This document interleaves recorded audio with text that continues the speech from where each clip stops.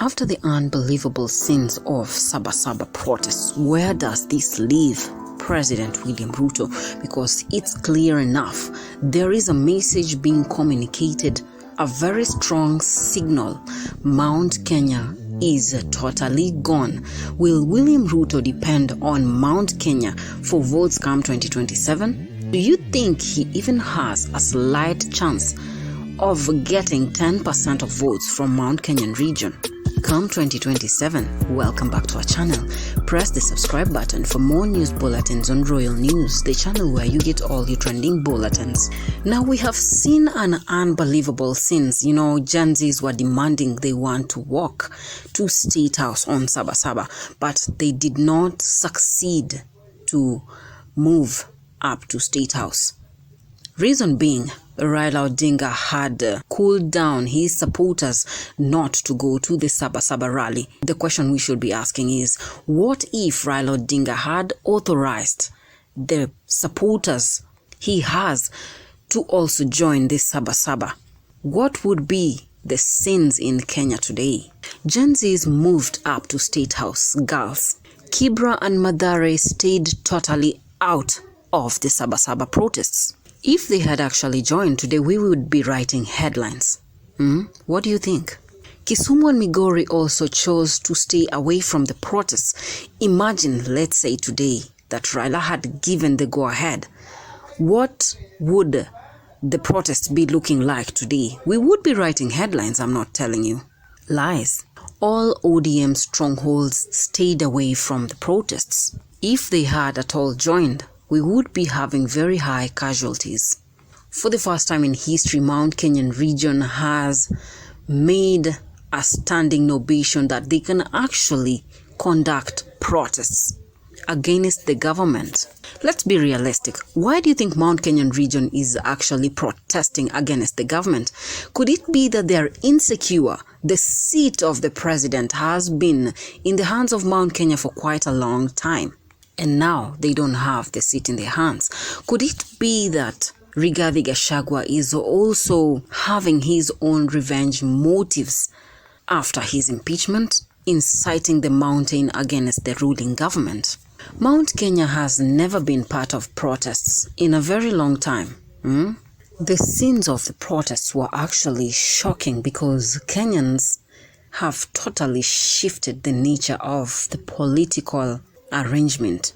After the turn of events of the Sabasaba protests, do you think President William Ruto stands any chance with Mount Kenyan region for support come 2027? My conclusion is, I don't see that happening. For his re-election, he should focus support elsewhere, but not Mount Kenyan region. Why do you think President William Ruto doesn't stand a chance come 2027 with Mount Kenyan region supporters? All Kenyans are fighting against the police brutality, the police oppression, the recklessness of the police force with the orders from above. Now, over the weekend, Rigathi Gachagua made a powerful speech during a relative's funeral.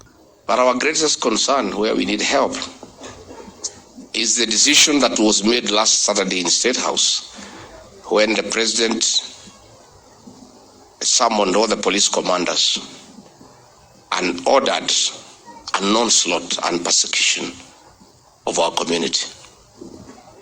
And it has begun in earnest. Out of the more than 400 people who have been arrested, 92% are people from this region. On trumped-up charges, no evidence, nothing. Just as my auntie here had told me, that this community shall face persecution. Our major conclusion is that Mount Kenyan region were the most participants of the Sabasaba protests, and police brutality was unleashed in Mount Kenyan region. Gachagua actually concluded that William Ruto is persecuting the mountain region. Do you think that is the case? Or Gachagua just has his own motives of revenging for his impeachment and the betrayal that President William Ruto showed the mountain region? Do you think President William Ruto is having regrets for impeaching Rigathi Gachagua, because the betrayal nature of politics has led all these protests, with Rigathi Gachagua taking control of the mountain region and locking William Ruto out of it? So William Ruto has no otherwise, because Mount Kenyan region has totally rejected his governance. Mount Kenyan region is seeing President William Ruto rejected and betrayed them, because in the presidential elections that made William Ruto president, most votes came from Mount Kenyan region. So they expected William Ruto to treat them a bit better.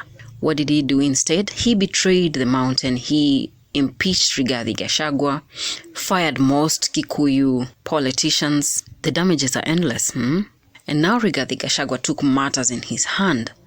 It's like a payback nature of politics.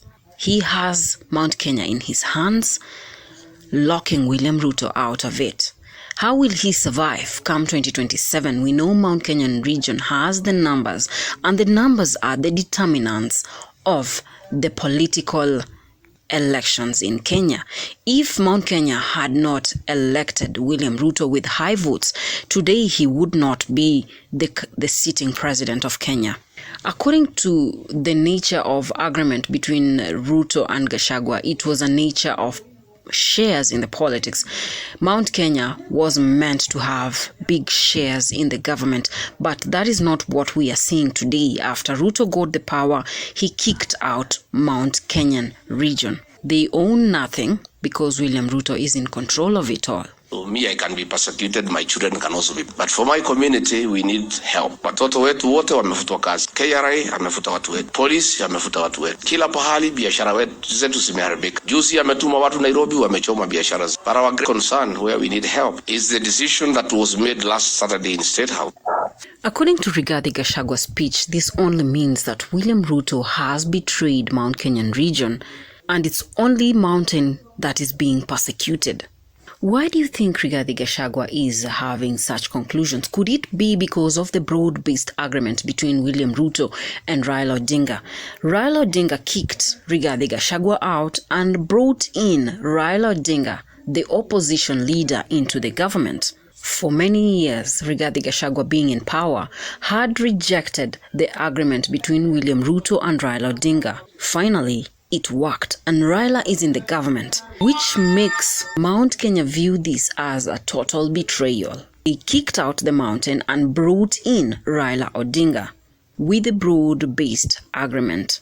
Has Mount Kenyan region dumped William Ruto because of the alliance between Ruto and the Nyanza region association? For the first time, we had no protests from Nyanza region and all Raila Odinga's strongholds. Do you think these rumors going on that the Kikuyus are bitter with William Ruto not because they hate him, but rather because Raila Odinga is in the government and whole Luo community into the government to support William Ruto? Rather, could Mount Kenyan region be bitter with William Ruto because of the rejected nature of politics, betrayal, and vengeance?